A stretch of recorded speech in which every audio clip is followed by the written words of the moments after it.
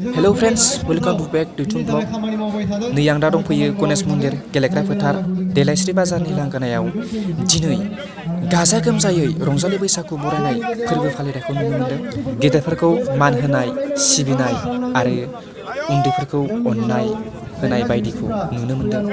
नोंथांमोना नायलांबाय थादो। जोंनि गेजेराव मान होनो रोङिनि जाहोनावनो दिनै उन्दैया उन्दैखौ अननो रोङिनि जाहोनावनो जोंनि गेजेराव बेफोर जेंना जेंसिफोरा जाखांबाय थानो नागिरो।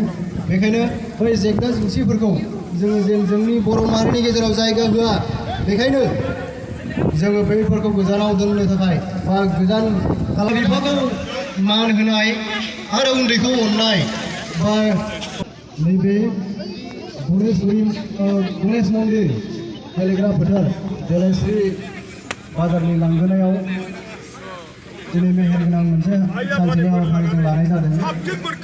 बे हाबाफारियाव ओंथि गोनां मोनसे हाबाफारि गावजों गाव अनलायनाय बे आसार खान्थिया सोलिनानै थाबाय थाथों।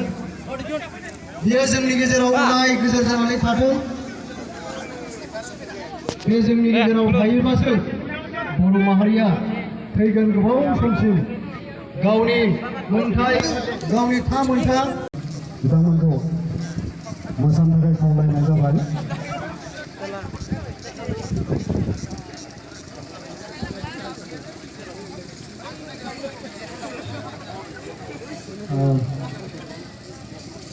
बेनि उनाव जोङो सफैगोनां जिखिनि आलासिफोर बिथांमोनखौ सफैयोब्ला फारि फारि जोङो मान बावसिगोन।